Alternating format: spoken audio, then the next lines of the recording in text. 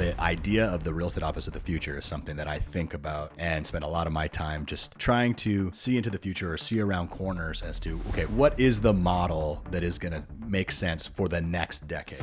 I think you'll always have your majority. You know, the majority exists in every industry and always has. I don't think it ever goes away. So whatever that majority is, those are the ones that struggle. The business model that we work in or work within is fundamentally broken. And Remax is not alone in this. That is the model, the big box store model. Almost a little apropos that they have a book called Everybody Wins, when it's just so evident that that is very far from the case. And I can tell you with certainty that every buyer and every seller wants the exact same freaking thing in every market. It doesn't matter. And when you boil it down into a micro nutshell, they all want certainty. Welcome back to AJ Unfiltered. Today's guest is Todd Walters. If you've been in the real estate industry long enough, there's a decent chance you've benefited from Todd's ideas without even realizing it. Todd is the CEO of Your Home Sold Guaranteed Realty. He's one of the early minds behind performance-based real estate marketing, the kind of stuff most agents still avoid because it forces accountability. He went from being bankrupt in his early 20s to building a business that had scaled into the hundreds of millions and eventually into a multi-market operation built on systems, guarantees, and a very different way of running a brokerage and real estate team. In this conversation, we're going to get into why the traditional real estate model is honestly broken, not needs improvement, actually broken. We talk about why agents get squeezed, why consumers are still feeling incredible uncertainty, and how front load the work, hope to get paid later is a weak business model at best, and what Todd believes actually replaces it into the future. We also hit the real estate office of the future, what gets centralized, what gets automated, and what agents should stop doing, and really why alignment matters more now than ever, especially with how buyers and sellers are using AI to make decisions. Then we get into the spicy stuff, the fatal flaw in publicly traded brokerage models, and what to watch for when the business is built more around recruitment and optics than agent outcomes. If you care about building a real business in real estate and not just surviving deal to deal, you will get a lot out of this podcast. This is AJ Unfiltered. Thanks for listening. If you've got questions, hit the link in the description to ask them and drop your comments below. Welcome back to AJ Unfiltered. Today I have the man, the myth, the legend, Todd Walters on the show. He has an illustrious career, which he's going to tell you more about. But I have come to learn in recent years that this man has influenced the trajectory of my business quite a bit. In fact, he was one of the people who trained an earlier mentor of mine. And so I found out a lot of the things we've done and implemented in systems and marketing tactics and different things we've used, guarantees and risk removals, were all kind of his brainchild in the very beginning. So it was neat for me at 20 plus years in the business to come full circle and meet Todd. And I came through one of his marketing funnels where he was offering more of his wisdom and IP, and I jumped in, and now we're getting into business together. So excited to have Todd on the show. Welcome, my friend. Oh, the pleasure's all mine. Trust me, AJ. Really appreciate the opportunity to share, talk business, talk shop, probably learn a few things along the way. So thank you, bud. Now, I know a lot of people listening would have probably joined because they saw your name, but a lot of the folks would be my audience who may not be as familiar with you. So maybe why don't you kind of take us back to the beginning, deep into the 90s, and share a little bit of a story, if you will, of kind of your career and the trajectory for you. And so our listeners can get a sense of kind of what you've done. That's a good question. So the story kind of starts with the story. So when I was 16 years old, I went to work at Chick-fil-A in Metro Atlanta. They had a location south of Atlanta. And the main reason I went to work there is my girlfriend was working there. So, you know how that works, buddy. You can't have your girlfriend working somewhere and not be able to keep tabs on them and that sort of thing. So she's now my wife, by the way. So anyway, my girlfriend was working this job. I go to work there. The first day on the job, the owner of this Chick-fil-A happened to be the founder's son. So Truett Cathy was the founder of Chick-fil-A. His son owned this store. His name was Dan Cathy. So Dan grabs me, he pulls me out in the hallway there at the mall where the store was, and he said, "Hey, Todd, what do you say?" And I'm 16 years old, dude. I don't know what to say, right? So I'm just there like to box chicken nuggets and stuff. Yeah. So anyway, so he said, "What do you see?" I said, "Well, I see people going in the store. I see people going out of the store." And he said, "Yeah, that's pretty observant, but if you just think about it for a minute, every one of these people has a story. If you just bother to stop and read it." So I was 16 when he told me that. Here I am now, 57, repeating that same thing. So it obviously stuck with me. At the time, I didn't know what he was talking about. But really what he was saying was, yeah, is that you want to be enough self-aware that if you want to be successful, you want to work somewhere successful, it really is about others. What's going on with them, not you. And so that was a really great lesson to learn early on. So when I was 19 years old, I thought I had it all figured out. I was going to college, and I didn't like it. So I convinced my grandma, believe it or not, to loan me $50,000. And guess This what? is what year? This is, I was 19 years old. So a long time ago in a galaxy far, far away, let's put it that way, 1987. 50 grand's a lot of money. Yeah. In the 80s. Yes, exactly. Yeah. So, well, it was kind of an interesting story. I was working part-time at one of these pizza delivery franchises place called Primo's there in Metro Atlanta. And the reason I was working there is because a couple of buddies I went to school with, their dads had bought one of these pizza delivery franchise deal called Primo's 2 for 1 pizza. So I was working there while I was going to college, just started college. And I was like, hey, this looks like a pretty good gig. Maybe I should buy one of these things. So anyway, 19 years old, go to my dad. My dad's like, where are you going to get the money to buy this thing? And I was like, well, I was hoping you could help me with that, Dad. And my dad's like, no. I mean, I don't. The only person I know that's got 50 grand laying around is my mom, my grandma. So I was like, okay, well, maybe you should talk to your grandma. So I did. Got it to gumption, went to my grandmother, said, I want to drop out of college and I want to buy a business. And this is the one I'm looking at. Will you help me? And she said, yes. So she loaned me the money with interest, by the way. And so I bought this pizza delivery franchise business in North Metro Atlanta. 3 years later, I'm bankrupt and essentially homeless. I had to flash sell my house to keep it from getting foreclosed on. So here I am, 22 years old now. I did what a lot of people do when things don't work out in life, AJ. I got my real estate license. So it does tend to be a life raft for many. Yeah, exactly. On one hand, it's kind of funny. Yeah, it's funny. On the other hand, no bueno, dude. I'm essentially owed a lot of people money. I can't pay any bills at all. Fortunately, I just got married, and my wife's father had an empty basement. So we moved into his empty basement, and that's where my real estate career started. So I don't know. The first year was tough. Doing what they told me to do. It just sucked. I got to be honest with you. Yeah, often does. The first year, I think, for most realtors is a relatably sucky year. Yeah, it's kind of weird thinking back on it right now. It's probably like it starts in most real estate with the real estate agents. You really, you're drawn to it some way. And I don't remember what I was drawn to it about. I think I just thought it would be a good gig. I'd be my own boss and, have the freedom to figure it out, right? So, but I remember the first day walking into the real estate office there. I chose a RE/MAX office in town. I walk in and the broker owner said, well, here's what I'm going to do, Todd. I'm going to match you up with this other agent like you. And I bet you together, you guys could figure it out. So I was like, okay, whatever. Like, you don't know. Yep. So did he match me up with the number one agent in the office? No. Not likely, no. He matched me up with the number one, not close, the other end.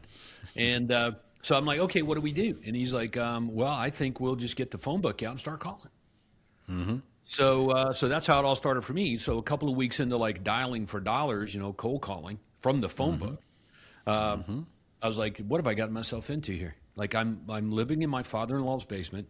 My poor wife is, thank God she's got a job at Delta Airlines, as a whatever flight attendant or something. And we had enough money to eat on, but I'm not making a dent in anything. And I'm embarrassed. And this just totally blows. I don't know what to do. So anyway, this is where it gets really crazy. And there's will be some really good clues in here, I think, for your listeners. All right. So my house that I was able to avoid getting foreclosed on, I sold it in a day, running an ad in the local newspaper. Okay, now check this out. Back in the day, early '90s in the States, if you had a government subsidized mortgage called an FHA loan or a VA loan, at that moment in time, those loans were assumable, and you didn't have to qualify. non-qualifying assumable loans. So I had one of those loans. So when I ran the ad in the newspaper, I said, non-escalating, non-qualifying assumable loan, blankety blank down, this amount of money, much a month. The house has these kinds of goodies in it, whatever, call Todd. So I had about 25 buyers call me on that ad. The second person through the door bought the house. That was it. So I'm out. I got rid of it. So here I am at the real estate office. I'm just a few weeks into this thing, and it sucks and it blows, and I'm nervous. I don't know what I'm going to do, and I'm flipping through the MLS book. So at that moment in time, we had books, MLS books. They wasn't quite up to speed on the computer stuff yet. So I'm flipping through the MLS book, and I'm looking at these listings, and I notice that inside the listings, it said whether it had one of those non-escalating, non-qualifying assumable loans or not. And it hit me. I was like, wait a second. I've got this list of buyers that called me on my house like that a couple of months ago. Let me go dig that thing out, and I did. And I called those buyers, and out of the 25 I called, a few of them hadn't bought a home yet. So I just said, hey, I've got access to houses like that. Would you be interested in checking them out? And of course, I went on to sell a couple of houses that way, real fast like. Now, this is where it gets crazy. Now I'm out of buyers. So I did what I would think anybody would do. I just reran the ad. Yeah. And I reran that ad for 2.5 years. A little classified ad on my own house, non-escalating, ran that ad for 2.5 years, kept rejigging it a little bit to make it work for whatever's going on in the marketplace. And I made, I don't know, $100,000 on that one little ad in a 12-month period, just with the little classified ad. So it sort of saved my bacon and got me on my feet, and some things figured out. But that's kind of how the whole thing started.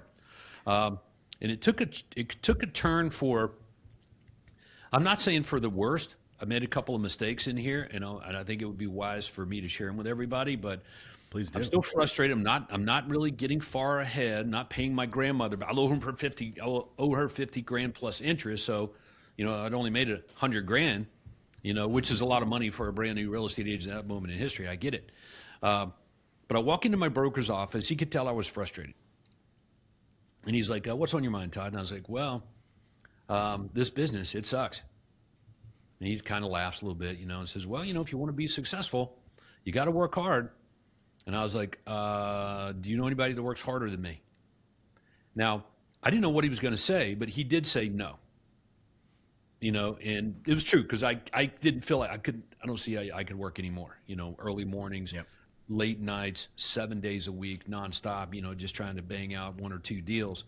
And makes you wonder what you were doing with all that time. But it was weird. It's what it took. So anyway, he got a little annoyed with me, and he says, what's your point? I said, well, my point is I really thought I could make $1 million or more selling real estate. And he laughed in my face. Have you ever had anybody laugh in your face when you pitched them your goals? Well, when I was given a month to start my own brokerage at 25, the owner of Remax laughed in my face because he didn't think I'd be able to pull that off in 30 days. So yeah, I know how much fuel that gives you. Yeah, exactly. So he laughed at me, and I don't think he was trying to be ugly because this guy was not, that kind of person. But he quit laughing when I said, but wait a second, this guy does that. And at that moment in history, I think it was 1992, there was one human in the United States of America that made over $1 million a year selling real estate. One guy. And for me, that's all you needed. It was a Roger Bannister moment. There's one guy, and so if he can do it, I think I can do it. So the broker did give me some pretty good advice there. He says, well, maybe you should go talk to him then. So I did. So I picked a phone, called the guy. His name was Marshall. He was in Grand Rapids, Michigan. And I called him up and said, hey, my name's Todd. I'm down here in Metro Atlanta, and I'm doing okay, but struggling. And but I want to be like you. What do I do? And he says, well, why don't you fly up, spend a couple of days with me, and you can shadow me, see what I do. So I was like, okay.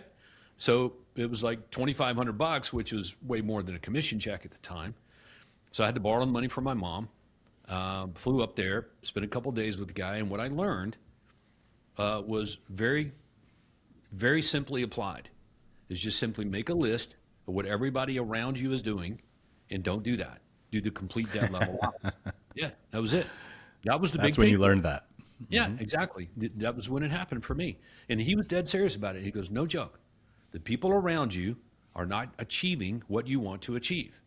Okay? So I can tell you that if you continue to do what they're doing, you're not going to ever get what you want, ever. You're going to end up like them, which is going out of business, for the most part. So make a list of what everybody does. We'll call it industry norms and standards. And then seek to legally and ethically and simultaneously do the inverse. So now, it didn't end there. Obviously, I learned about what a unique selling proposition was. The reason why someone would pick AJ over and above anybody else or any other option, and so my pick for a USP was a performance guarantee of, hey, if I don't sell your home within 60 days, I'll pay you $1,000 cash. So I come back to Metro Atlanta, put that into play, and that was a game changer. Nobody around me was doing any sort of performance guarantees, let alone something like that. So that worked. Business blew up. Started getting listings.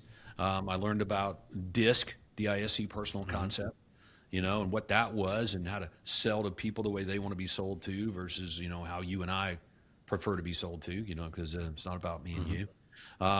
And technology, learned about how to leverage technology and those kind of things. But the thing that stood out to me the most, quite frankly, was association. He goes like, okay, look, I don't hang out. This is what he told me. I don't hang out with people like you. Or you're shadowing me, but I'm not hanging out with you. Let's be clear. Okay? It's like, I hang out with people that do as much or more than me. And there's not very many of them in the industry. There was one in Canada, Craig Proctor, and that's how I got to know Craig. So that was a game changer for me. It's like, I got it now. It's like, only take your business advice from people who have achieved what you most want to achieve. Just be very dadgum sure that you're crystal clear on what you most want to achieve. Otherwise, we're going to be susceptible to basically copying the wrong people. So anyway, that's how it all got started for me right there. It didn't take long before I was doing your home sold guaranteed or I'll buy it there in Metro Atlanta, one of the first people to do that, and scaled the business up to 500 real estate transactions a year without me having to run around on appointments. And that was before there was a Facebook, so to give people context, on that level of team. I didn't give out leads, never done that with it was always appointments only. Never delegated leads. I noticed that was a bit of a game changer. Didn't realize it at the time, but that turned into be, one of the big drivers in and around all that. Was able. You to must have turn been one of the early adopters to inside sales. That must have been yes. very, We didn't very, even very we early didn't- to that game. there was no such thing as inside sales. We didn't call them that. Just appointment setters. Yeah, we just called them. We called them follow-up call coordinators. That was it. We just, I don't know, some made up name, and they didn't even know what inside sales was, So, so it functioned very well, but it was very intentional. And, but there was a couple of other things in there that I think will make a big difference for anybody watching this. All right. Capitalism for one. Okay. So the National Association of Realtors in the United States and even in Canada may very well be the antichrist of the real estate industry. Okay, and don't doubt me on this, because when you look at the way they run their business or way their model is, okay, the real estate industry model is probably not the solution to the problems that your listeners are facing today. So everyone who runs that, yeah, exactly, everyone who runs that model, there are results. Okay, and I don't believe that it was ever intended for a real estate agent to turn in that agent into a business. It doesn't make sense because the model, the way it's laid out in the industry. So, for reference, we should probably gain clarity on what that model is. Number one, somehow generate a lead, somehow get an appointment, list the home, jam it into MLS, hope that offers show up or wait on them. And then when it sells, call them a past, or if it sells, call them a past client. That's the industry model. Big if, yeah. Yep, exactly. So, so I don't see how that model allows for a real estate agent to transform into a real estate business, right? And you and I know the difference between a job and a business. If the business depends on you, that's not a business, that's a job. Yeah. So, for me, it's just pretty obvious. If you want to scale up and have a business versus a job, which is what I was after, then how are you going to do that doing what the majority of people do, how they do things? Because they're not able to achieve that. 90% of agents quit the business every 5 years. I saw some stat not too long ago, AJ, that said that 72% of real estate agents in the States last year, NAR members, didn't even sell a house. Goose egg. Yep, I saw that too. That is wild. Yeah. So why would we even listen to those people that are trying to tell us how we need to do things? Total horse manure. Okay. Yes. It's not working, and so people like you and other people that are watching this have won and done pretty well despite those kinds of things. And when you think about it, and you really want to unpack it for what it's worth, amazing people like you, the things that are going amazing for you, I mean, like killer, the things that you like the most in your business are the things that you do that the majority of real estate agents and brokers do not or won't do, period. You're 100% right. Yep. Yes. And I had this conversation with my whole group this last week. We sat down and I got all fired up because I was saying, you know what? I feel like we are sliding back towards how the unwashed masses of this industry operate. And we started this firm and we've upheld these standards so that we could always stand tall and be a cut above, so that we could say, we are not like them. And so over time, what has happened is we've allowed our association to start to resemble their model more. And it really got to me. And we have decided as a group that we're going to go back to really upholding the standard. Things like making sure that we always present our offers in person. Even though everybody in the industry pushes back, this is our core competency as a group. We negotiate for our clients face to face. That's why we're premium. If we're just going to scan offers and send text messages, then we deserve to get paid exactly what these other mopes are getting paid. But we don't want to be like them. We don't let deals die in our court. We dress a cut above. Like, there's a whole litany of it. And it was great. We were all in the room together and everybody was throwing ideas and I was writing them on the board, and I would write, what's our standard? And then I would write the relevant opposite. And I'd say, that is how everyone else operates. And we do not slide back to that ever. And I got the buy-in from everybody. And I thought it was a really cool moment for me as a leader. And I think for them, especially the newer agents who haven't necessarily been around that for the last little while, to hear it. And I think it is important. Like when you said we owe it to ourselves to be ethically the complete antithesis of what the average realtor is doing, that resonates with me in a big, big way.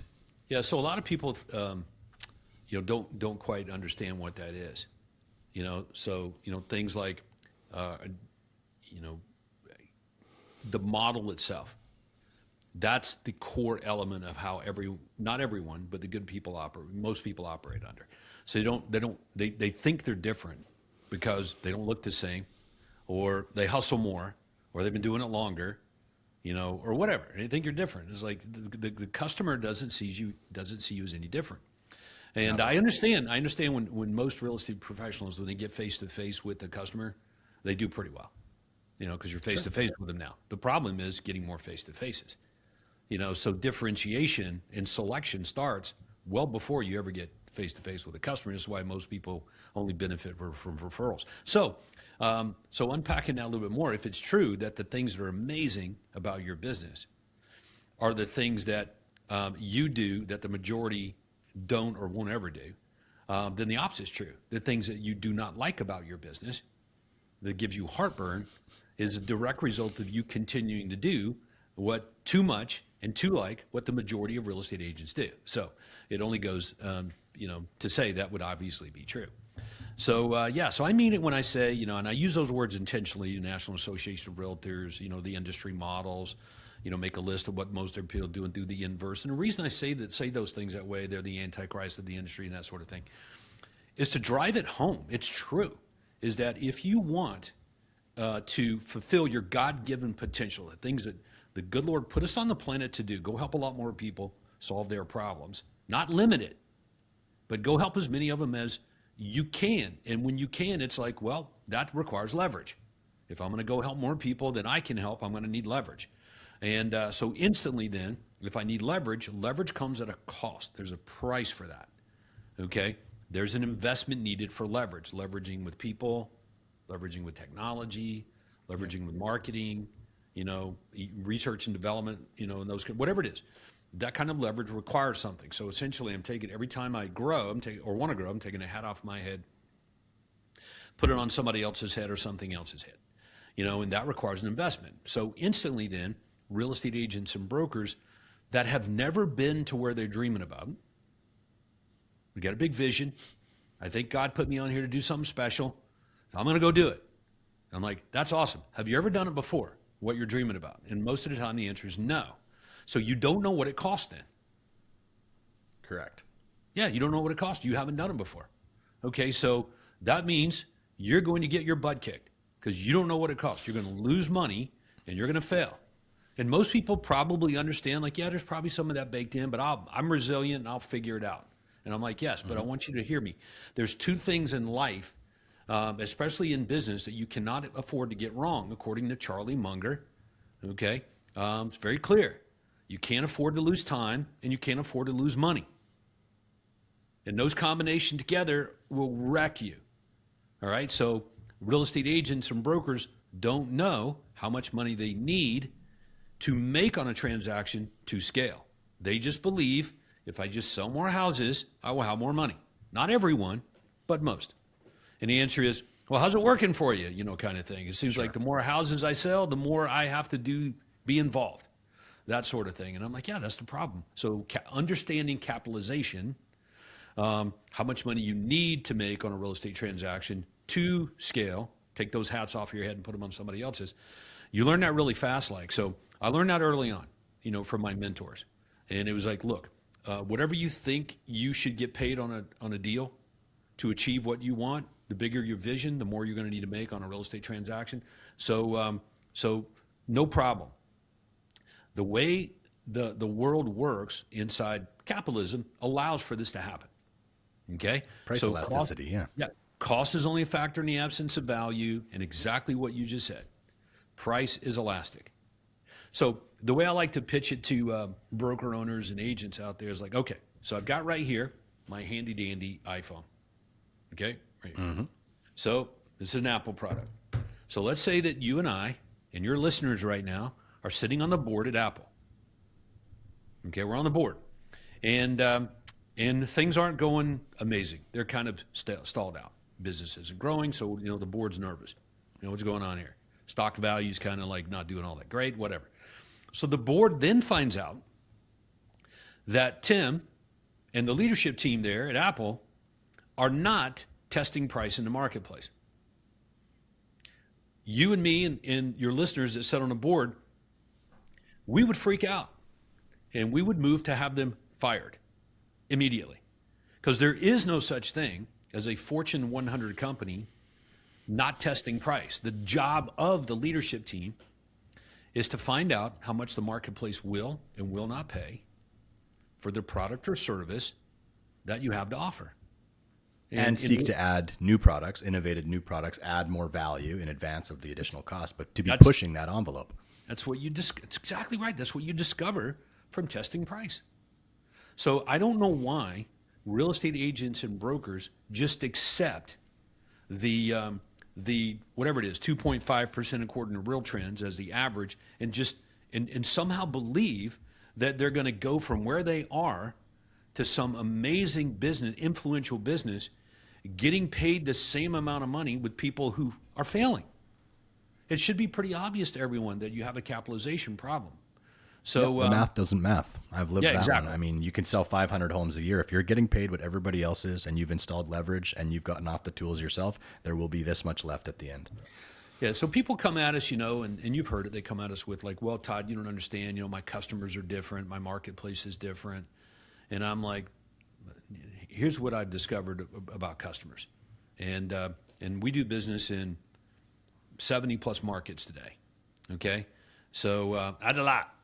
Right? And I can tell you with certainty that every buyer and every seller wants the exact same freaking thing in every market. Doesn't matter.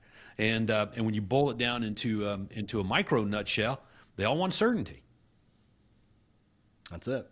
and which is not what the real estate industry offers. No. Okay. No. Okay. Just So bang us that's down the what line you and hope offer. for the best. That's what you offer. And your business has gotten really good as a direct result of, somehow figuring out how to offer and sell certainty to the marketplace. So I call it certainty as a unique selling proposition. It worked so well for me that we decided to call the real estate company that. Your home sold, the guaranteed realty, obviously, which I didn't know how good that was going to be. I just thought that was going to solve a problem in the marketplace, with the emergence of search, online search, which is now artificial intelligence. And it turns out AI is pretty clear on what it is we do. There's no guesswork involved.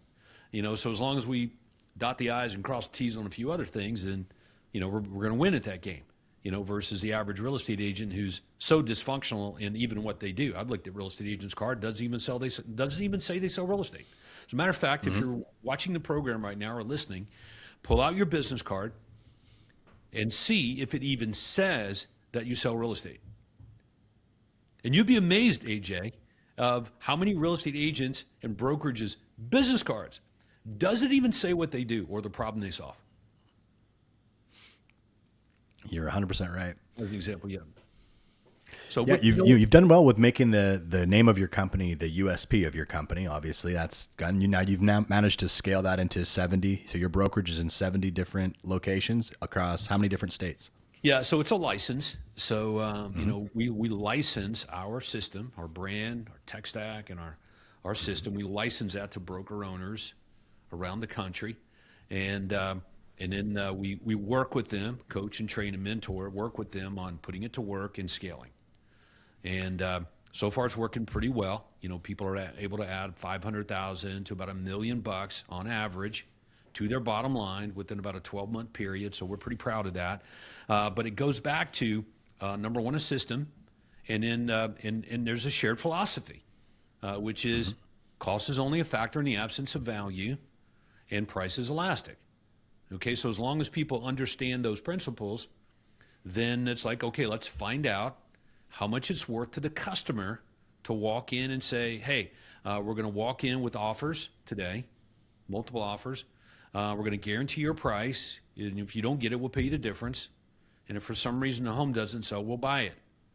So what is the marketplace willing to allow us to get paid for that?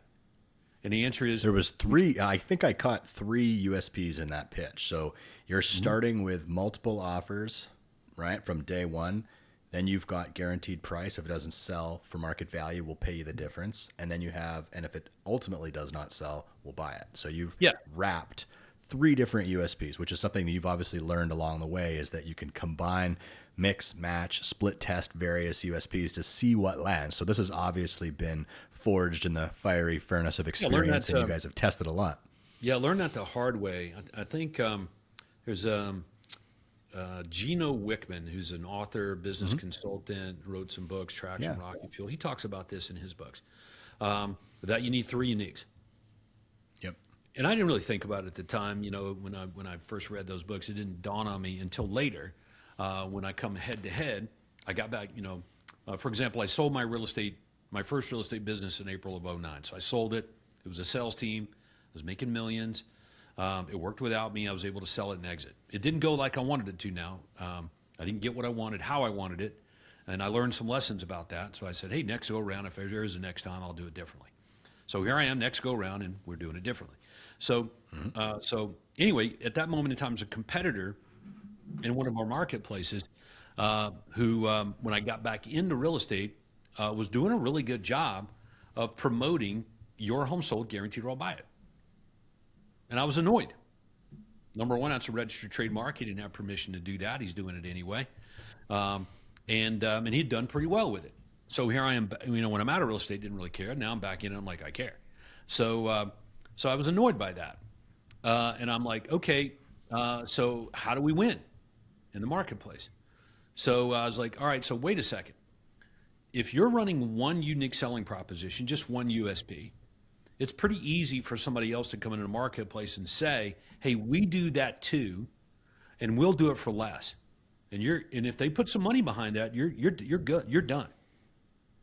So If you're going head to head on one USP, yeah. Yes, exactly. You're going to lose. So to have an uncopyable business, you need to make it an uncopyable business. Period.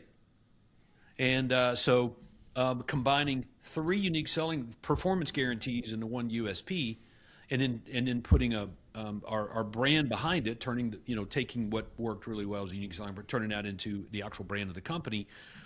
That was the intentionality, was to make it uncopyable and win in the marketplace against head-to-head competition using one piece of it.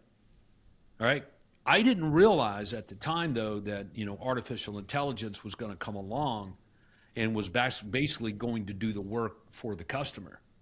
And I'm like, wow, how lucky was I, to basically be able to tell the world in words who we are and what we do without having to promote it. And so that made it easy for artificial intelligence to be able to tell its prompters and handlers, I think this is what you're looking for. You want to sell your house? Number one, I know you want certainty. And so I'm going to help you out here. Here's an option. The name of the company is what they do. And when you think about it, if you and I have a problem at our own home, let's say that, the air conditioner goes out. Yeah. Or maybe where you are, the heater goes out in the wintertime. So we need air conditioning in the summer here too. Okay, easy. All right. So so the air goes out, and it's like, oh, my air's out. So you go to Google or wherever, someplace, and you search this up, and it's like, let's say that you got this one company that's called, Harry's, air conditioning and yard maintenance. So he managed to get AC in there, but if it was Harry's Yard Company, and we fix air conditioners when we're not doing yards, it's not that you wouldn't click on him or call him, but if he's head to head with another company that says, the area's best air conditioning company, and that was the name of the company, we fix air conditioners, you're clicking on them. Sure. And it's the comparison between Fast Signs, which is the number one sign franchiser in history, and Low and Signs. One's $1 billion company, the other will never be. Home Depot and Lowe's, comparison. Totally so many get it. comparisons out there. Yeah. So some of these guys just got lucky because the internet didn't exist when they started their company. And there wasn't AI, so they just got fortunate, and timing was good there. I'm one of those guys, kind of got fortunate there, in that area. And then there's other people that came before you and I, like Gary Keller, and Dave Lineker, calls his company Remax. What the hell's a Remax? The customers don't know. Well, now, you can't escape it. So how does a Remax agent overcome using a brand that doesn't tell the customer the problem that they solve for? And the answer is, you can overcome that problem. You're going to have to spend a lot of money and time to do it. So a lot of people are just unaware of their brand positioning issue. I would, you can follow people like Gary Vaynerchuk. You don't have to listen to me. You can go listen to people that actually work with companies and their brands, and they can tell you in their own podcast and YouTube videos and everything else, the problems they have with some over others. So, anyway, so those are just some things that learned and some great nuggets along the way. But back on the income. Well, hang on. Let me just jump in for a sec because I got a thought. You mentioned Dave Lineker, and obviously for those that don't know, he's the founder of Remax. He wrote a book, and when I joined Remax, it was mandatory reading, and it was called Everybody Wins. And the idea or the concept is almost laughable at this point. The idea that everybody wins inside the Remax model. I mean, I know Remax broker owners across North America, and it doesn't feel like they're winning. I know Remax agents, and some are, but the vast majority are not what I would consider to be winning by my standard. And then if you were to take a look at the customer, would you suggest that every customer wins? I mean, it's hard to say given that everybody's independent. There's really no broker level support. It's effectively that model is a give a little, get a little model that doesn't really do anything other than allow you to fly the red, white, and blue, but there's nothing there that is customer centric. So how do they make a statement like everybody wins? I'm kind of tying this back to kind of my more broad statement that the business model that we work in or work within is fundamentally broken, and Remax is not alone in this. That is the model, the big box store model. I'm not picking on them. It's almost a little apropos that they have a book called Everybody Wins when it's just so evident that is very far from the case. What's your thoughts on that? I've got some good ones. So now look, I think when Dave wrote that book, he believed that. I really believe it too. Yep. And it was a long time ago. It was prior to the internet. Which was a great equalizer, on a lot of things. And as a matter of fact, I think when Dave wrote that book, or at least when he started the company, you didn't have to promote that you were at Remax.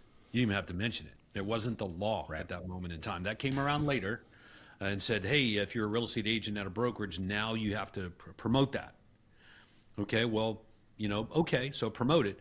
And then they come back and said, wait a second. It's too small. You got to make it more prominent. It's got to be the same size as like your name. And that's when I think it starts to become a problem. If you're associated with a brand and the customer doesn't know how that fixes their problem, you have to overcome that problem. You got to spend money to promote what you do and how you're different, how you fix their problem. You're going to overcome it. You have to overcome it with money. And that's the problem for real estate agents. They don't have the kind of money to overcome those problems, and what it takes to do that, because you still got to compete with people like me who don't have to do that. That is not a problem that we have, for example. So that's a good side-by-side comparison on that, for sure. And plus, I'll say, let me say this: you never marry your model. That's a mistake. You date it. Okay, you marry your mission, and you date your model. Mm-hmm. So these businesses that develop a model or have one, and they think that's the thing, and they marry that sucker. Most of those people are no longer in business, or they're on their way out of it. It might be good today, but if that's what you're going to marry is your model over your mission, you're going to get crushed in the marketplace. Apple would be a great example of like, I'm going to marry my mission. I'm not going to marry the model, and that's where innovation lives. Once you marry your model, you fail to innovate, and you're probably going to get your butt kicked, in the marketplace at some point down the road.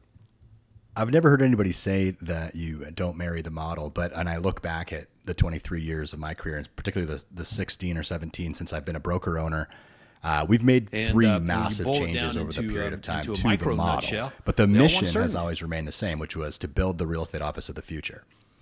The model, in terms of when we started, it was kind of a bit of a copycat of an 80-20 split, give a little, get a little, learn by osmosis, and off you go. And then we went to a flat fee model, which worked well for a while. And then we've now gone to a slightly more complex comp system that gives people, the lion's share on the business they bring in, and it allows us to be profitable on the business we're bringing in. And it seems a lot more fair and scalable. And we think this 3.0 version of the model is the way. But then lo and behold, here I am now dealing with you, and you're teaching me how to change the money model again. And so that's it. It's just this ability to pivot, the willingness to adapt to different nuances, market changes, customer behavior changes, and seek to find the opportunity that exists in every single market. And when no one else is doing it, a lot of people think, well, that means it can't be done. But really, that's the clue that the market opportunity exists. Yeah, exactly. And that's something that spending the day with you really helped galvanize for me. Well, I appreciate that. So when you talk about that, a few things come to mind. So the real estate industry model, as you know, is to front and load everything and get paid at the end. Mm-hmm. Right. So now at the Harvard Business School, the Wharton School of Business, and many other popular top business schools in the world today, they teach cash flow models at these business schools. So it's not a secret. All right. Mm-hmm. And so when you if your money model is to front and load everything and then hope to get paid at the end, you increase the likelihood of never getting paid by 300% or so, according to these professors. All right. So they share that, and they actually use the real estate industry as one of those examples of a lot of people doing a lot of work and many times never getting paid for it. So there are ramifications for that. Number one, you're going to hold back. You're going to hold back on things that you think might very well make a difference in the transaction or the business or whatever, because there's always that thing that you just might not recover that investment.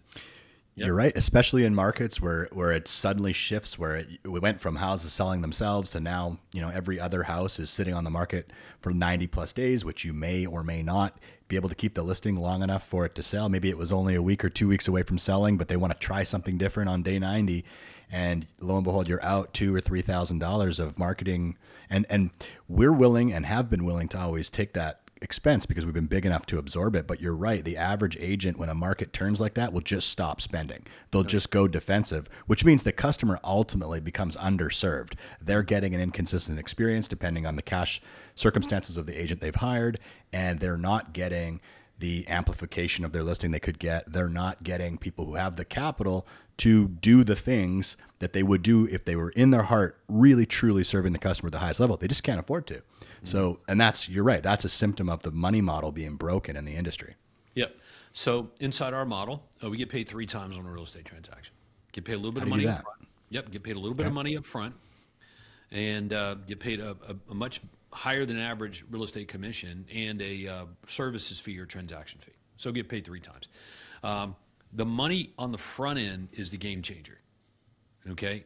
So what happens there is that when the buyer or the seller pays a little bit of money on the front end, number one, now they get skin in the game. So they're going to be mindful of that. And what we've discovered is it shortens the sales cycle, and you increase the likelihood of there being a closing. Obviously, I'll give you an example. This is a real world example. So I guess it was in the early 90s. One of my mentors said you should get paid on the front end from buyers. So I was like, okay, and we just did it. I didn't think anything of it, didn't really think it was done a different way. I was the only person for many years that I was around in those RE/MAX circles that got paid upfront from buyers. We got like $500 or something. So that went on for a long time, and just didn't think much of it. But we just didn't work with buyers unless they, had some skin in the game, because there was, Sure. you know how it works, man. They would sign a buyer agreement, and I don't know where they went, but if they paid us a little bit of money on the front end, they didn't go anywhere. They were like, when can I go look at houses? So It's like earnest money, right? It holds people to yes, the feet to the exactly. flames. Yeah, 100%.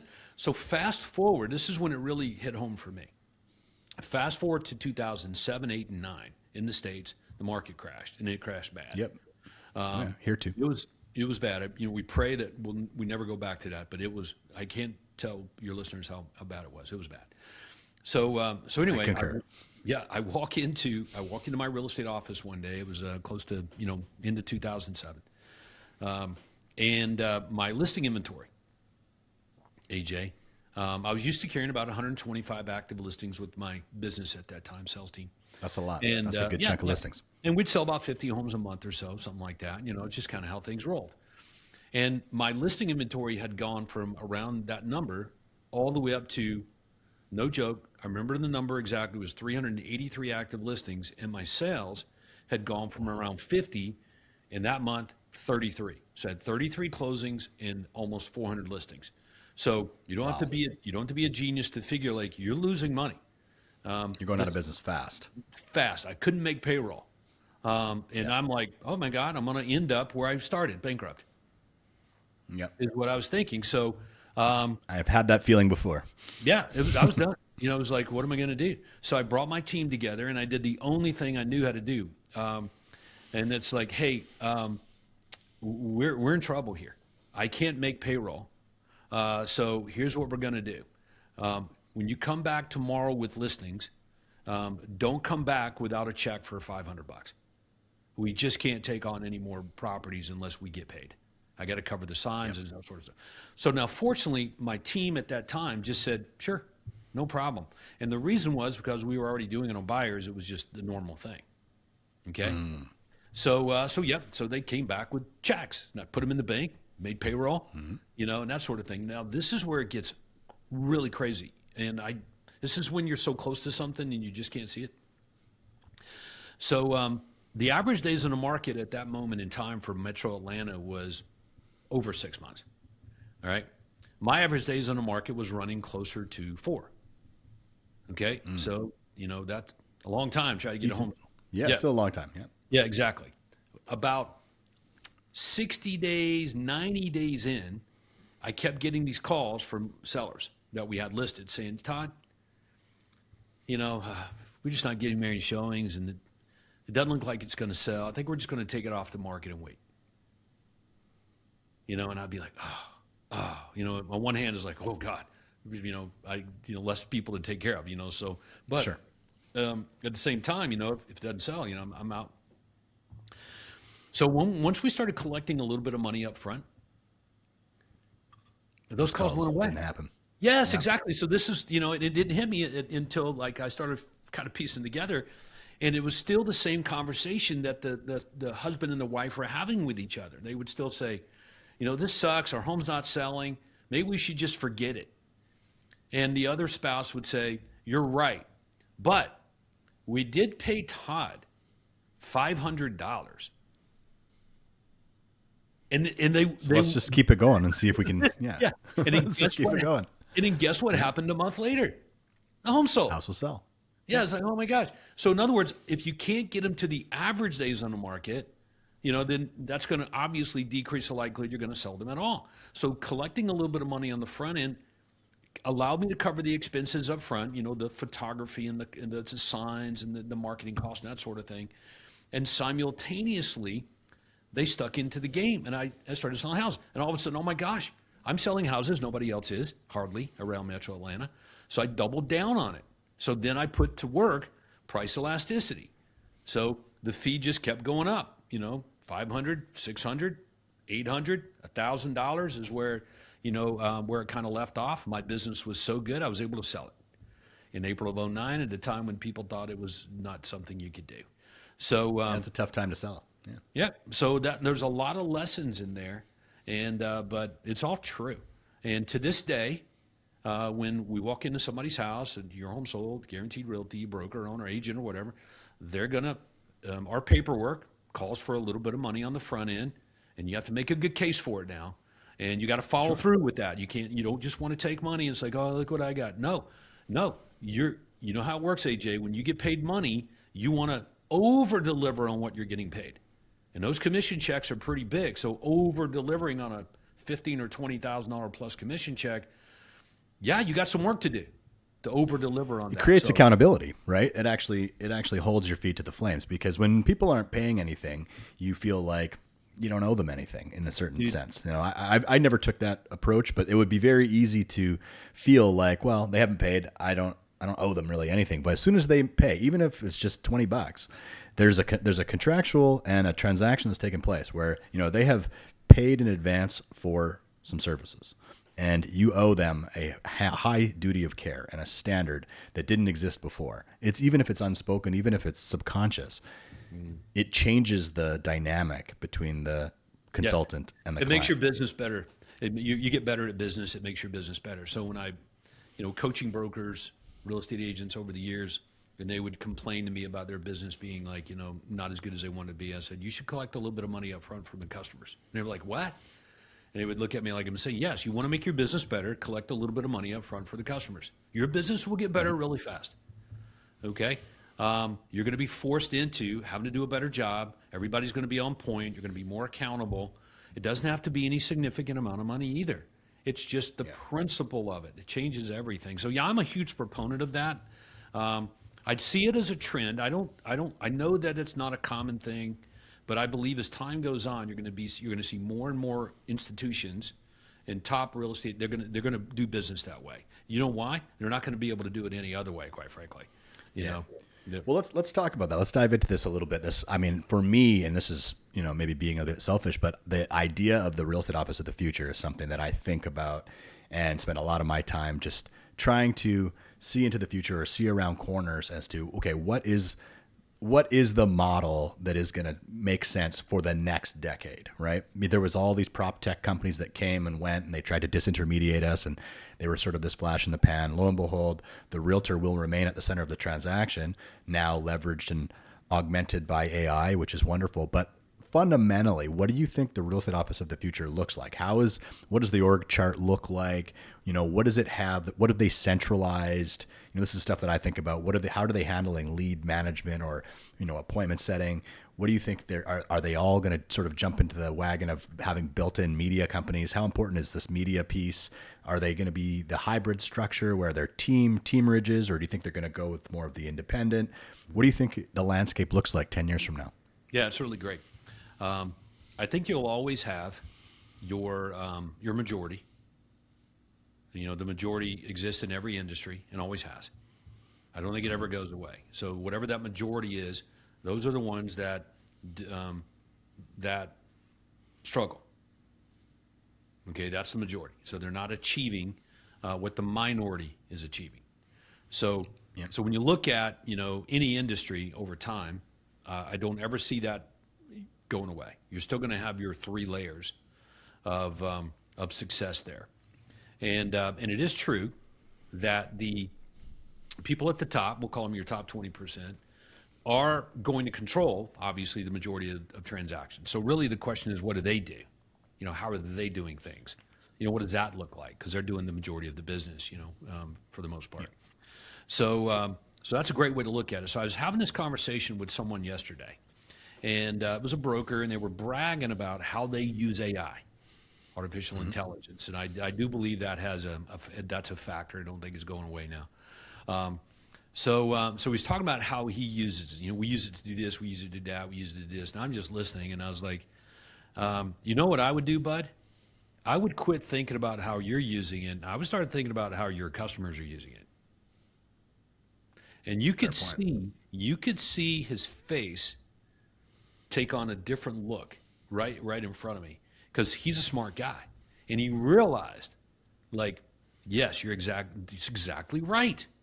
Like, how are the customer? What's the trend of the public? How did they get information? How are they doing things? What are the trends there?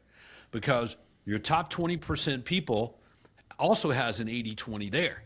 And the top 20% of that 20%, I can assure you that's exactly what they're thinking right now, and they're looking for the trends. What do the customers that I most want? How are they getting information? How do they do things? What are they looking for? And then you can pretty much predict the short-term future in just about any industry that way. Give you an example. So I don't know how you're using artificial intelligence for the most part, but I know how I use it. And I do use it to do research and get information, because it's a search engine. It just scrapes the web, for information. Amazing at collating. Yeah, 100%. Yeah, exactly. So it saves some time. I don't use Google as much anymore as I use my, AI programs. I guess Google's Gemini, so it's the same thing. But for the most part, customers are beginning to use artificial intelligence to tell them what to do. Mm-hmm. What decision should I make, around this or that or whatever. Okay, so now here's good news and bad news. Artificial intelligence knows what everyone else knows. It's not like it doesn't know what, because it only knows what's available in the world today. Mm-hmm. Okay, now there's this discussion about like maybe it has the ability to know more than what we know, because it can put thoughts together and create a new thought. And I'm like, yeah, I'm sure maybe that happens in the future, but for the most part, it only knows what we know. Okay, now it just has the access to more collective knowledge, because it can scrape the entire internet like that and know everything there is to know about whatever. All right, so that's good and bad. Okay, for me and you, it's good. Okay, for the average real estate person, really bad. Okay, because when the let's say you're a seller and you want to sell your house. Okay, and like, I really want to sell my house. I'm not really sure what to do. Why don't you help me out? Click, right? So Grok, ChatGPT, whatever's around today, Gemini, whatever, it does its thing. It scrapes the web, okay? And it's gonna make conclusions based on the data that it has available to itself, okay? So for the most part, the majority of real estate agents and brokers run a dysfunctional marketing system, okay? They're out of alignment. For number one, what they're pushing and marketing to the world is we're for everyone. We can help anyone do anything. So immediately they're out, okay? Because there's no way to have a fine-tuned marketing message that appeals to everyone. You know, if you try to be all things to all people, you dilute your effectiveness, you know, immediately. So that's what the industry majority tries to do, as you know. We're for you. You want to buy or sell real estate, dude? I can help you. Yeah, but you know, I'm behind on my payments, you know, and I don't know. Oh, we can do that. I'm a first-time buyer. Oh, I can do that too. You know, well, I need to get rid of this home so I can buy it. We can do that one. You know, it's like, oh, how can you do everything? And the answer is, yeah, you're probably not going to do everything really well. People like to tell themselves they can, but that's okay. But the public doesn't believe that you can do everything for everyone. That's not a thing. No, you and I don't believe that in any business. So we look for specialization. So the AI does the same thing. It's going to look for specialization. So if you want to sell your house, the artificial intelligence knows that the number one thing you probably want above anything else is certainty. And then it's going to reverse engineer from there, you know, less hassle, you know, shorter time frame. You know, if you could just wave your magic wand, customer shows up with the briefcase full of cash right there, you get it, you're done. You know, so if that's true, then you and I will make our decisions about how our business needs to roll based on how the customers do things. Yep. Not what we use AI for, but what they use it for.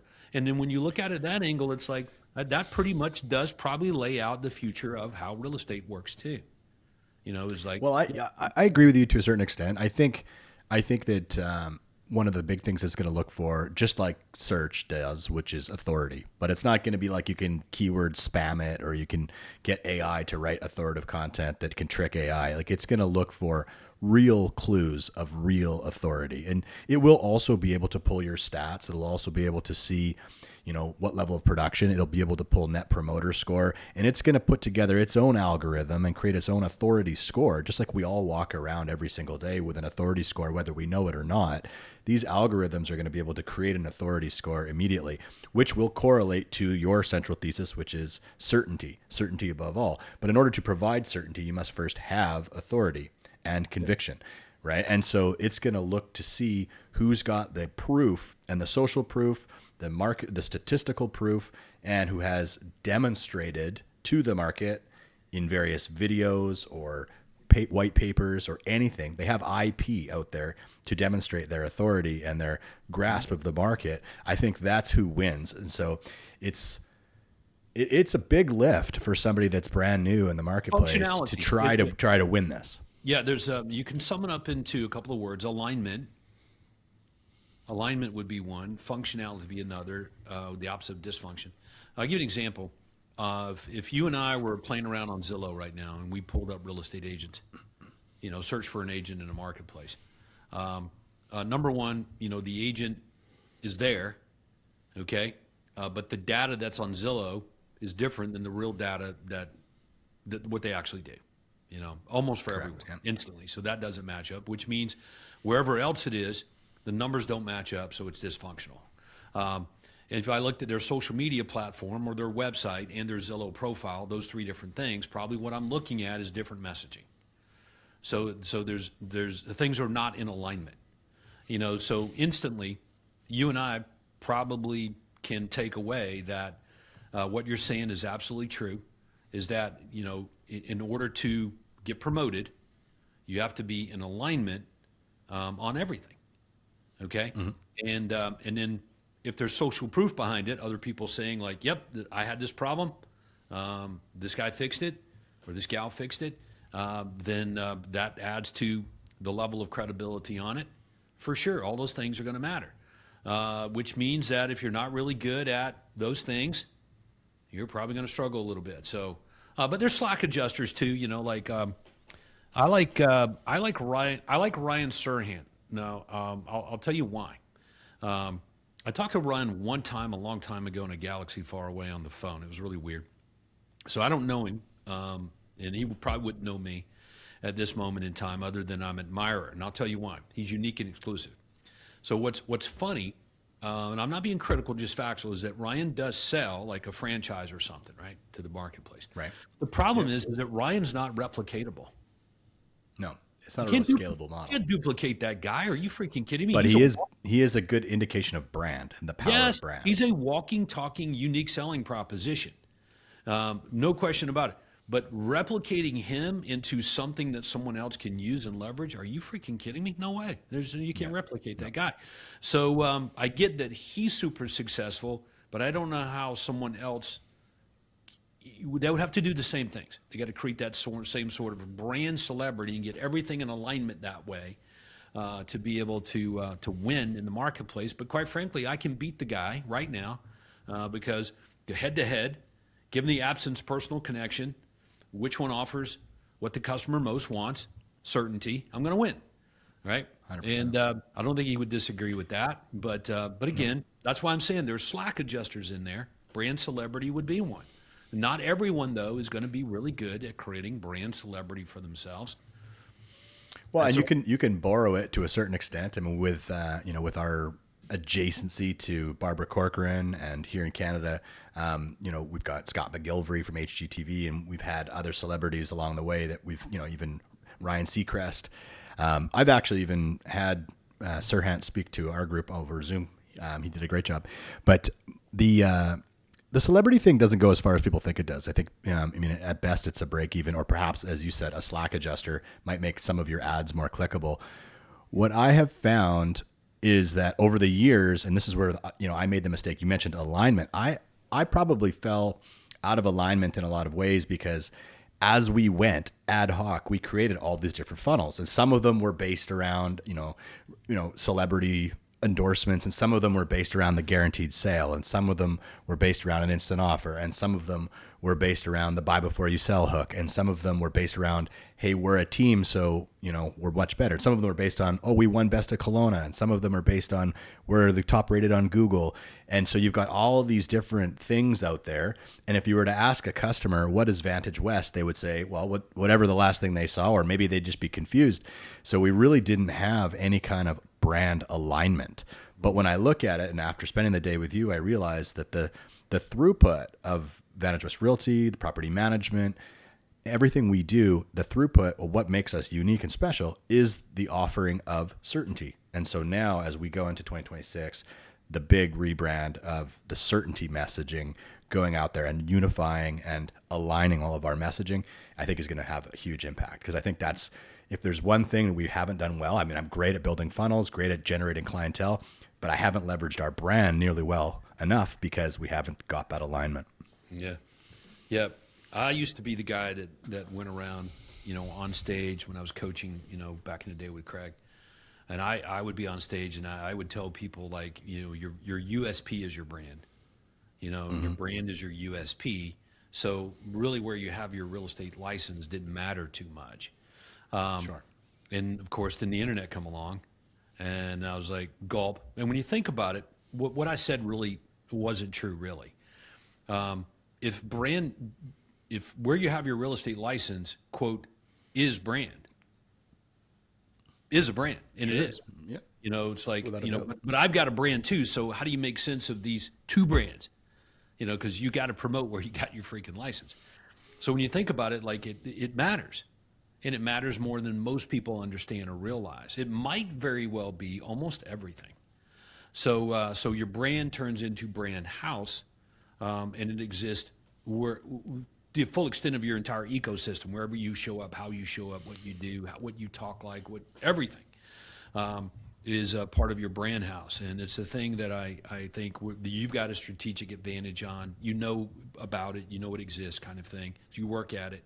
So you're already going to be light years ahead of the majority of real estate agents out there who, quite frankly, just trying to figure out how to do a deal this month. They don't realize that their number one problem is probably where they hang their license. Well, you're totally right. And I figured this out 100 years ago, actually in 2008 when we started our company. So you were just selling yours, I was just opening mine. So that's our trajectories. But what I realized when I was at Remax, there's 200 agents there, and we all shared the red, white, and blue balloon that we had to fly. But everybody else had their own brand, and most didn't have a USP at all, but some people were using green, some people were using, they had their own branding and they would just put the little, red, white, and blue balloon on there. But everybody was trying to carve out their own little brand and spend $1,000 or $2,000 a month to try to generate some opportunity with this branding exercise, because we were all sold the bill of goods that, oh, you got to focus on your brand, you got to do branding, which what a lot of people thought branding was back in the day was a website and a logo. What a brand is not anything to do with that. Those are artifacts. What we were taught was to go out and spend all this money to try to rebrand ourselves. And then what you've got is 200 people at one actual brand, all making just noise without enough capital to have the frequency or the reach to make even a lick of difference in the marketplace. And so you're just creating all this noise out of 15,000 square feet on the side of the highway. It makes no sense. And so when we started the Vantage model, the one thing I said was, okay, we're pooling the resources here and we're going to have one marketing messaging that goes out, and we're going to have one website, one Facebook page, one unified front here, and we'll pool our resources and we'll make the frequency and the reach work and get that marketing efficiency where you can actually make a dent and actually generate clientele.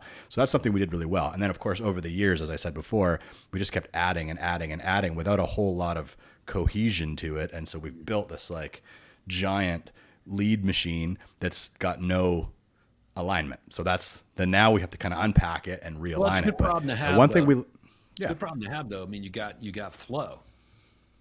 Totally. So We got flow. So you can do a lot with that. See, and I think that's the problem that most people would like to have is I got customers. I got access. I got prospects. I got leads. Whatever. And that's the first thing that people need to solve. And if you're able to figure out how to generate overflow of your ideal customers, you can pretty much solve the other issues, quite frankly, because they're all already solved. Everything you and I want to do in the world, in business, has already been done. So we just got to remember that and not try to spend too much time trying to figure something out, and go find out, pay for the access to find out from people that have been there and done that. Just be very clear on what it is you most want to do, because otherwise we're going to be susceptible to shiny new object syndrome, which is a crusher for the majority of people in real estate. Oh, I'm so guilty of that. Yeah. So guilty of that. Yeah, for So sure. I want to switch gears here for a second. You and I had a good chat when we were down in Illinois about the publicly traded companies and some of the fatal flaws that some of these EXP real models have. They're gaining tons of traction. Obviously, people are moving to them. I actually think there's a lot that's great about the cloud-based model and that, but there's a fatal flaw to it when you look at it. And you and I kind of batted this around a bit. I'd love for the listeners to get a sense of your take on that. Yeah. So, and it's on our agenda for Your Home Sold to, take that company public. And quite frankly, the reason you would do something like that, first of all, if you want to look at an IPO type thing, the reason you would do that is for the money, okay? But not what people would think, okay? You raise capital. And when you raise capital, what are you going to do with it? It's not like the owners of those companies can take that money they raise and put it in their bank accounts. That's not how it works. You put it to work.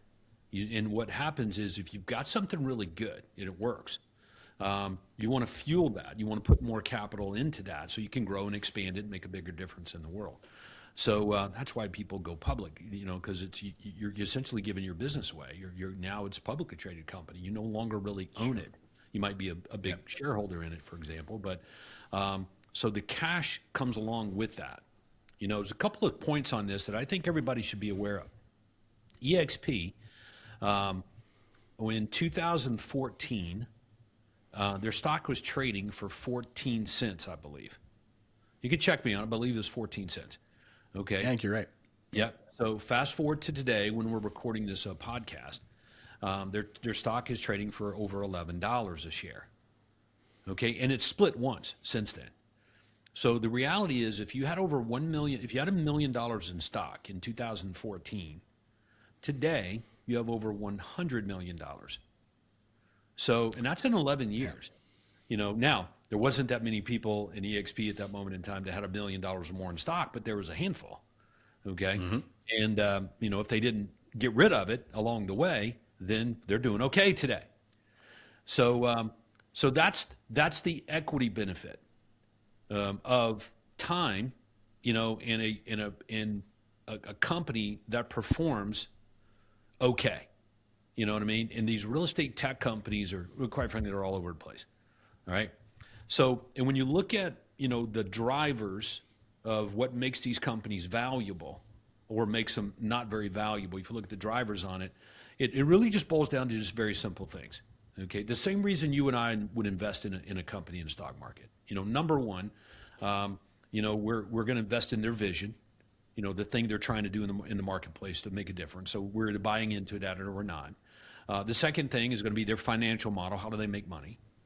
Okay, so we want to know. That's where I take issue with it. Yeah, We'd have to circle back to the financial model.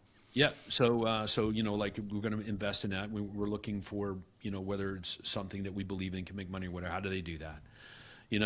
And some other handful of factors that quite frankly are relevant. But those are the big factors. And when you look at these companies, publicly traded companies like Compass, EXP, and Real, are the three that I like to pay attention to.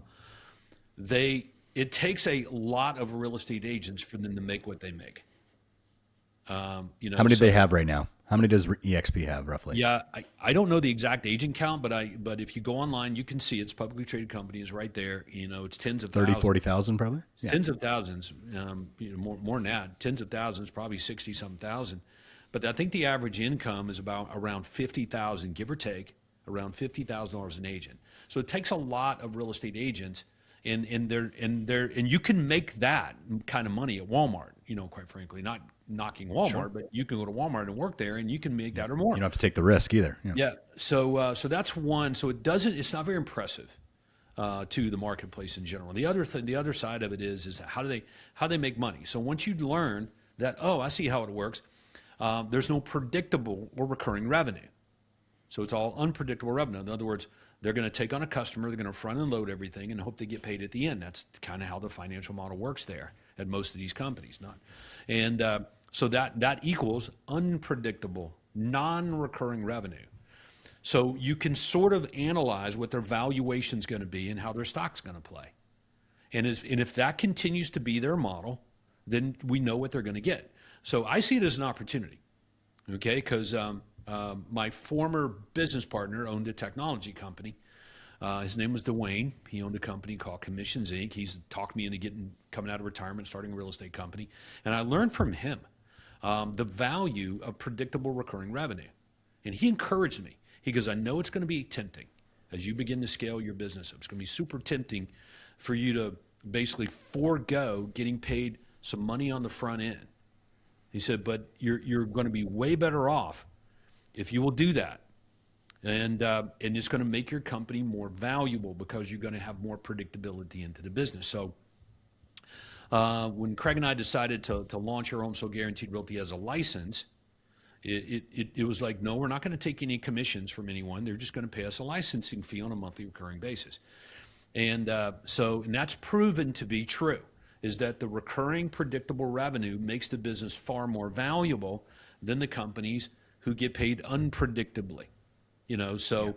Baking that into a real estate agent model was as simple as just getting paid a little bit on the front end, and some monthly recurring fees, a license fee from the brokers, and tying all that together. Turns out the investment banking firms that we talk to and others, they really like that, and they believe that that's cool. They think the marketplace is going to react really well to that, and it's true. We don't need a bunch of real estate agents to sell a few houses. It's the opposite. A few people doing a lot of transactions. I think among the independent real estate agents, AJ, it's probably around $400,000 average, and these real estate sales teams are $2+ million, and they're giving out appointments, not leads, so that you don't need as many people to sell more, and so that makes the company more valuable. But I want you to know that was intentional. It was like, hey, if I'm going to do this, what can I do not to make money, okay, but to make it more valuable? And I think you and I talked about this. Income does not equal wealth. No, it sure doesn't. But most brokers look at their business as an income machine. Going to make money, going to make money, going to make money. And I'm like, that's cool. That's okay. That's all right. Nothing wrong with that. Put it to work. Put the money back to work. That's good. The problem with that is that how does that make your business more valuable? Because they brag about the things that they invest in. Well, I got this. I go out, I flip houses, I invest in real estate, I got these apartment buildings. I'm like, isn't your business supposed to be like your investment, like your asset? So they can't foresee selling their company because they're not baking into it the ingredients necessary for it to be a sellable business in the future. And there are boxes to check on that, and I just gave you one. What's the recurring predictable revenue percentage as your overall percentage of income? What is it? But anyway, these are just things you learn the second go round. Quite frankly, personally, for me, first go round you wouldn't do it. Second go round I learned it, but now we baked it into our, what we do and how we work with people like you to stay on that path. If we want to do an IPO, we have a better valuation, probably going to make the stock performance better. So we're just trying to check the boxes that the marketplace demands, not what we do. So I agree with you. Like, let's have the most productive agents. Let's have a money model that adds both certainty and more to the bottom line. But how do you achieve the rapid scale that EXP and Real have with their profit share models? How do you go head to head with that? Have you figured that part out? Well, yeah, I don't think it's that difficult. First of all, comparison's fine. I think that's okay. Because it is a competition, for sure. But when you look at it, the agent counts are high, but the numbers of people who don't sell anything are really high. And I'm like, yeah, I'm not being critical of that. It's just not something that I want to be a part of. I want the real estate agents to have multiple transactions a month. Not none. What do you call what do you call a real estate agent with no pending sales? Unemployed. Not a real estate agent, because it's like I've said, like people say, what do you do? I sell real estate. Well, how many pending sales do you have? How many homes on a contract? None. Well, I guess you sell real estate then. So, and I mean that, affectionately, because it needs to be a wake-up call. Is that who wants to invest in a business where people do not sell real estate? It takes gobs of them to produce something. And I'm like, yeah, I might be exaggerating that a little bit, but I don't want that. I'm not interested in that. Let's do more with less, and it becomes more efficient, more productive, and more people win as a direct result of that. So scaling, adding agent count, oh my gosh, dude, we could, obviously we got a great system and guarantees, and every real estate agent marketplace would want something like that. But it's not for every real estate agent. So you have to set up a financial model that deters as well as attracts. And 100%. Then when you do that, you do scale, but the business is more valuable. I think you're right. And I think if you look at, and you and I are both in the business now where our customer is the real estate agent, right? And so if you think about what does the customer value the most, it's the same exercise when you're thinking about what does the homeowner value the most. Yeah. Well, they value certainty. And so how do you create certainty for the real estate agent? And the thing that I've always obsessed about is how do we create the highest dollar per hour model in the business where they are leveraged and they are in the space, if they follow our system, to make the most return on every hour of input by creating that environment. And I think if you can guarantee, right, and use a performance guarantee that we'll guarantee that this business model you're about to get into will net you more money than the model you're in previously on the same number of transactions, and buy back enough time for you to exponentially increase the total number of transactions, it becomes a no-brainer at that point. Yeah. I like what you just said. Yeah, what you just said, I wouldn't overlook that too much. You're making a guarantee, correct? Yeah. Okay. All right. The majority of real estate agents don't want to guarantee anything. Why? Because now they're accountable to the outcome. Sure. And that means responsibility. So what my discovery is that a lot of people on planet Earth are looking for less responsibility. Okay? Sure. So obviously, people like Elon Musk, Tim Cook, Donald Trump, Warren Buffett, Bill Gates, other super successful people in our lifetime, and those in that are no longer with us anymore. Super influential people like Rockefellers, Andrew Carnegie, Harvey Firestone, Henry Ford, Thomas Edison, all those guys. You know what they prayed for? More responsibility. They sought it. They ran after it. So it's just the best thing. I think we can just pause for a minute and look at life that way. Is that what we should get up and pray for every day is more responsibility, and believe like, hey, God's not going to give me more than I can handle anyway, but I do want more responsibility. I want to rise to the occasion. And what I've discovered is that someone like you, if I gave you more responsibility, you rise to it. So I think we're all going to have problems. Yes, exactly. It's just what quality of problems are we solving every day, right? I mean, exactly. you can't get away from having problems to deal with every day. It's just you can top grade those problems over the years. And so now the problems I'm trying to solve are exciting to me. And I don't wish for a world without problems. I just want the highest quality problems I can sink my teeth into. That's it.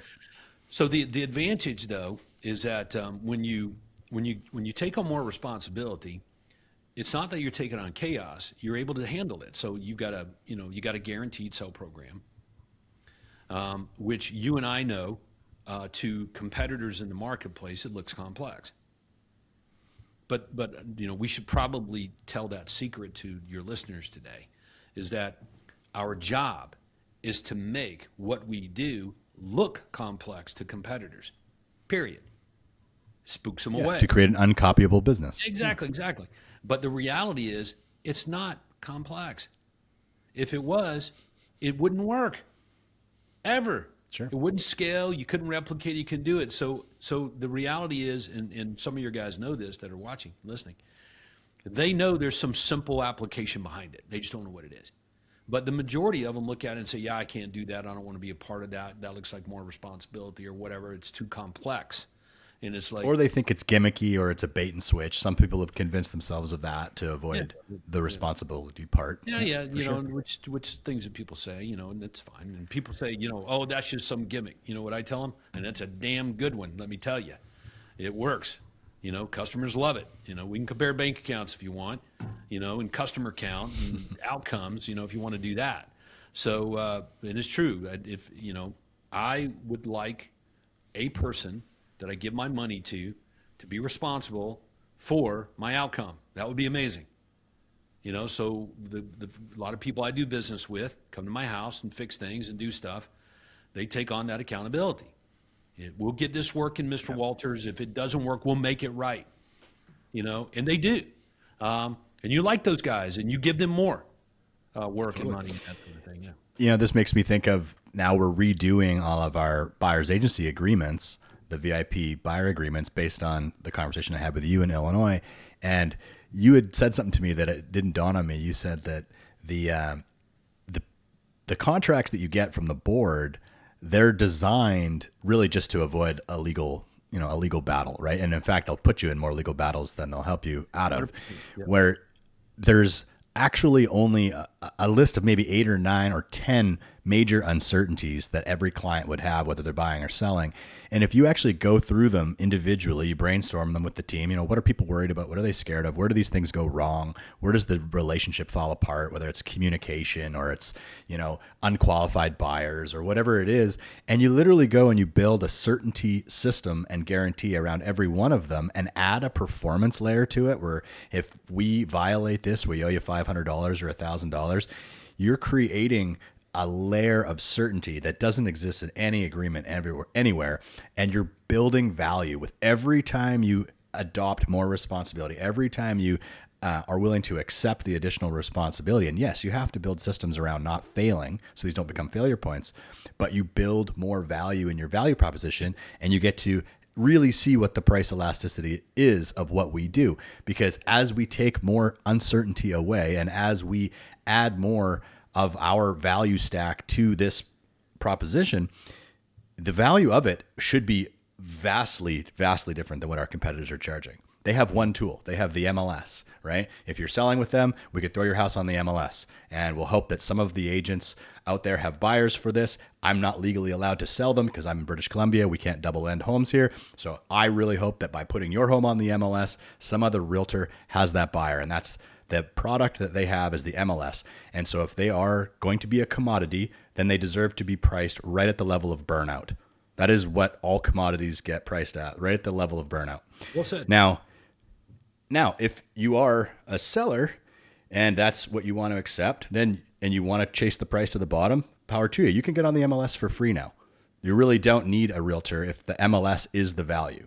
Okay. Now, on the buy side, what do realtors do as well?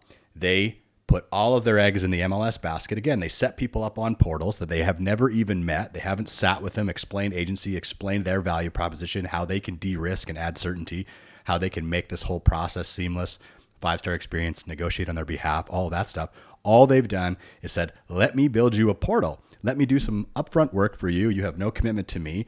And then I'm going to set you up to receive these emails. And I will pray that this MLS product that I'm so married to will send something to you automatically that is so exciting and tantalizing that you remember to call me instead of one of the other agents that's got you on a drip as well. It's insanity. But of course, that should also be priced at the commoditized level. Whatever the marketplace prices that at, that's what you deserve to get, if that's what you're doing. But you don't have to do it that way. You can do it completely different. And all the stuff that we're doing, and use ChatGPT to reimagine what your value proposition would be. At our event we did this year at the Elite Mastermind, I had everybody go off into breakout rooms. And I told them, you're your own startup brokerage, but you have to charge 10% for buyer services and 10% for listing services. What would need to be true for that to be a no-brainer for your customer? You can't come back with any watered down bullshit. It has to be truly valuable, and you have to come back and present it. And everybody presented their ideas. And it was really, really cool, the stuff that people came up with. Once you allow your brain to think through the idea of price elasticity, you can get pretty creative and add a lot of value. And some stuff you'd be willing to do, some stuff you might not be willing to do, but it was really neat. And not a lot of these things actually cost money. They just required creativity, ingenuity, and intentionality.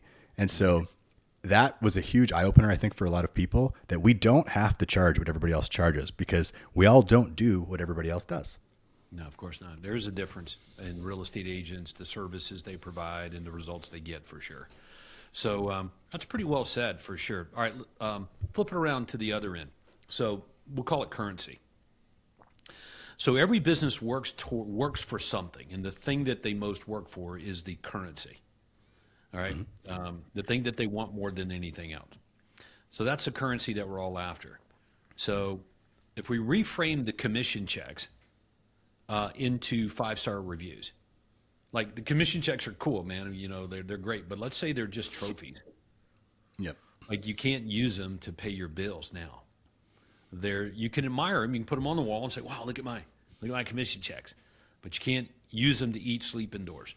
All right, you can only eat, you can only sleep indoors and pay your bills with the 5-star review. Okay, so if you didn't get a 5-star review, you're going to starve and die. So if that were true, would you do things differently? And I think the answer would be yes. The answer is yes. And I'm like, build that. What does that look like? That to me is what you and I, and the work that we do together in the future, should be working on. Because that's the ultimate currency. And it might very well tie back into what you asked me earlier. Hey, what's the future look like? And I'm like, that's probably it right there. Like, what's the currency? If the currency is the ultimate customer satisfaction, which is the customer tells the world, you're amazing, and they should call you. Which gets into a lot of people, real estate agents and brokers, fool themselves. Like my customers love me. Oh yeah, well you got like five-star reviews, dude. Like out of the 100 homes sold. So I don't know. It's the long game to do it, but I'll tell you, the decision to go all in on that way of thinking and how do we get reviews out of every customer we serve. I mean, now that we have over 1,000 reviews, no one's catching us. Like, I don't mean to be cocky, but we haven't stopped getting reviews. You'll never catch us. And we will hold that #1 spot on Google My Business forever. And it's such a game changer. People, if you're in a market where you could get that spot with a couple hundred reviews or less, that should be your full-time mission. That is what you want to do. Yeah, amen. Now, one thing, I know we got to wrap it up here pretty quick because I know it's late out east for you, but one of the things that I thought was pretty cool that you and I aligned on, and I have this written in 2015 little manifestos that I wrote, but the thing that I want for my company is to have the most productive agents in our area, which we do by a factor of at least 2, to have the highest net promoter score, which we do by a large factor. And the third piece, which we haven't cracked yet, is I want to be one of the best places to work in Canada so that the whole administrative team and everybody that's an employee of Vantage West is getting to experience the true promise of this industry as well. And so those 3 things are been on my vision board for a long time. And I saw that those were your stated missions as well with your home sold guaranteed. And that's when I knew that you and I would be in alignment because we have the exact same stated goals on that. Yeah, that's great. It's a great thing to work for too. And you talked about net promoter scores.